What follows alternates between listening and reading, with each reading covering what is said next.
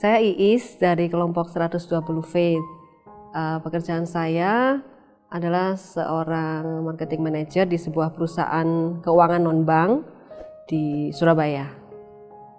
Yang tugasnya adalah mencari dana, mencari orang-orang yang mau menempatkan dananya di perusahaan kami yang selanjutnya dikelola untuk disalurkan ke kredit modal kerja oleh tim lending. Awalnya pertengahan Februari kemarin ini, perusahaan di mana saya bekerja itu tiba-tiba secara mendadak itu tidak bisa melakukan pencairan dana atau dana simpanan ke nasabah secara mendadak di pertengahan Februari itu. Nah, itu menyebabkan kerutan yang panjang sehingga suasananya itu begitu mencekam ya saat itu gitu. Nah, kemudian karena di awal-awal itu semuanya serba mendadak, serba tidak menentu, tidak ada dukungan atau informasi yang kami bisa sampaikan kepada para nasabah kami, sementara kami juga punya beban moral kepada nasabah, sehingga nasabah-nasabah juga banyak yang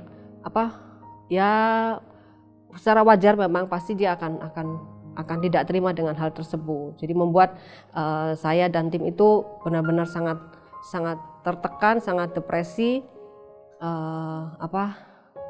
Di awal-awal itu 2 minggu itu benar-benar kami sampai berat badan kami itu sampai turun drastis semua tim, karena kami benar-benar berada di posisi yang terjepit gitu. Sampai kami itu benar-benar sudah nggak punya gairah untuk makan, untuk hidup. Rasanya itu sudah benar-benar hiduplah, maksudnya kesusahan sehari cukup untuk sehari itu benar-benar kita sudah lakukan itu, karena benar-benar sehari itu rasanya itu lama sekali, sudah antara pagi siang malam itu sudah terus tekanan itu datang gitu. Secara pikiran, hati itu kan sudah nggak punya, rasanya di situ nggak punya harapan, karena memang saat itu supportnya memang kurang, tapi mungkin karena awal-awal terjadi karena semua panik. Nah, tapi yang saya lakukan adalah saya mengisi hati pikiran saya itu benar-benar mendisiplinkan rohani saya ya. Jadi saya membaca firman, mendengarkan khotbah, memperkatakan firman dengan pujian itu terus menerus, nggak pernah putus. Hari-hari awal itu tuh sangat, saya nggak biarkan pikiran saya ini beralih sedetik pun ke yang lain, itu nggak. Terus pagi di mobil pun di mana selalu saya berusaha untuk perkatakan itu, walaupun pernah satu saat saya di mobil ya, sempat saya lagi memuji Tuhan, tapi karena saat itu saya dapat telepon dari nasabah yang sangat ya menekan saya begitu ya. Jadi saya sampai untuk berkata bahwa Tuhan itu setia, kasih Tuhan itu besar gitu ya, itu mau mengucapkan aja sulitnya minta ampun. Jadi saya menyanyi itu dengan berat sekali. Saya hanya bisa menangis gitu loh. Maksudnya saya berusaha untuk terus, tapi kan tekanan juga tetap ada. Jadi rasanya itu kok begini gitu loh. Padahal saya juga sudah merasa saya sudah juga melakukan apa yang Tuhan mau. Saya juga mau menyenangkan hati Tuhan gitu ya. Tapi kok cobaan ini kok ada lagi gitu. Dan dampak cobaan itu menurut saya itu lebih besar daripada cobaan saya dulu pada saat saya sakit kritis. Itu berbeda. Kalau dulu mungkin saya hanya perlu saya berdamai, menerima dan berharap saya sama Tuhan saja, urusan saya sama Tuhan saja. Tapi kalau ini masalahnya itu lebih besar karena menyangkut banyak orang di luar sana yang menitipkan dananya, sementara saya juga tidak bisa berbuat apa-apa. Jadi beban moralnya itu ada.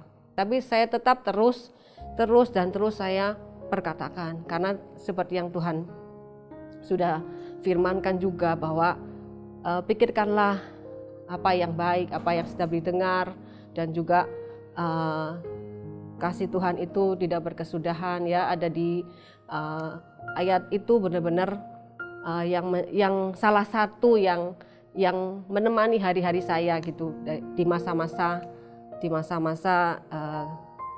kelam itu gitu ya. Ada di Filipi 4 dan di Ratapan 3.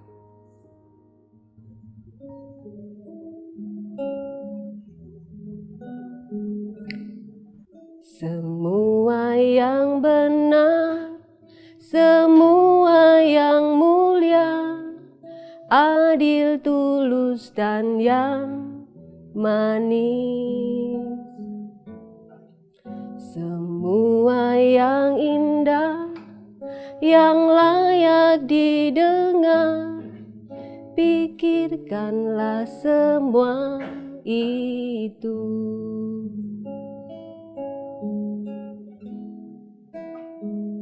Kasih setia Tuhan tak berkesudahan, tak habis-habisnya rahmat-Nya, selalu baru setiap pagi, baru setiap hari, besar kesetiaan-Mu.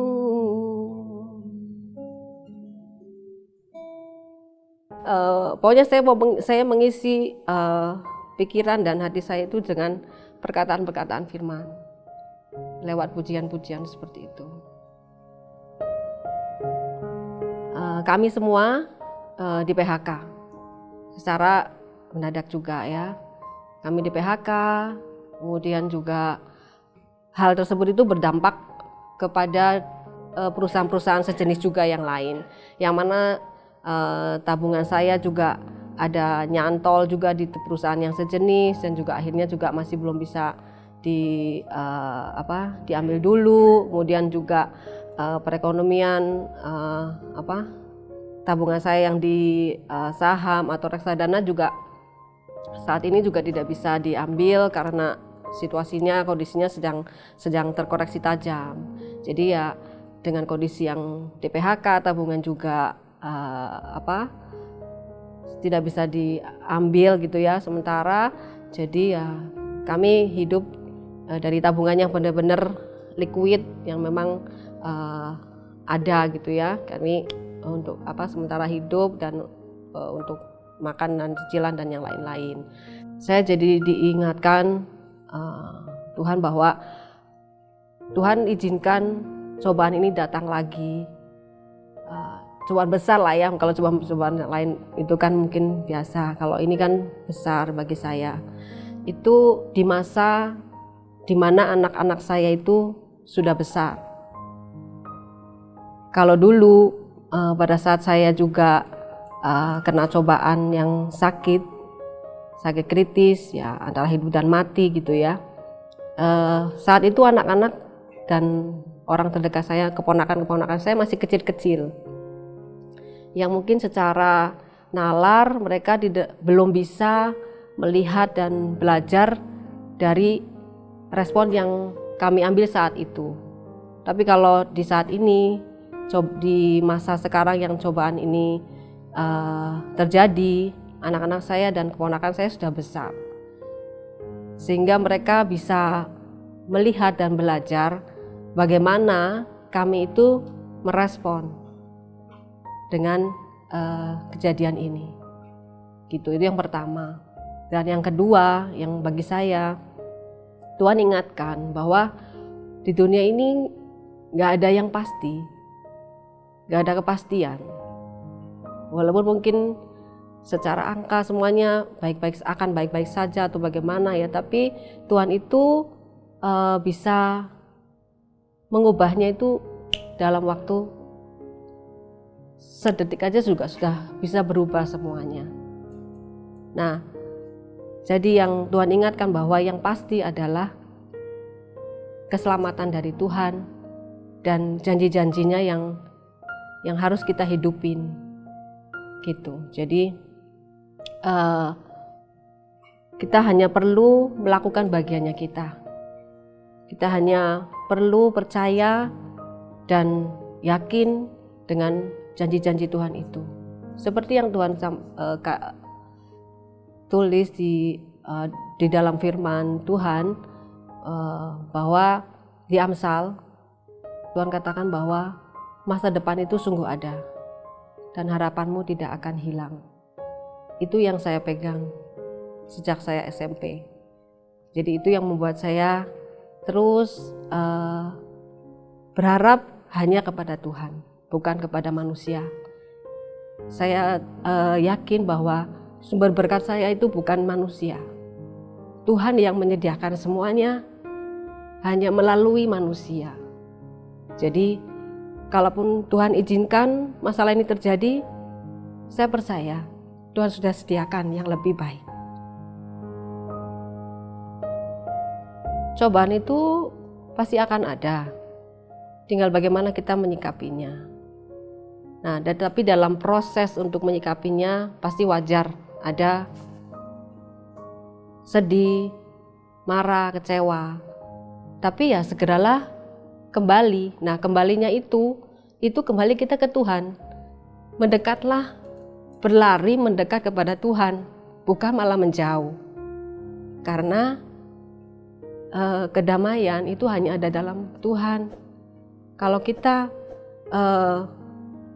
ada di dalam Dia, maka kedamaian itu akan ada dan nantinya juga akan membuat hidup kita juga jadi lebih tenang.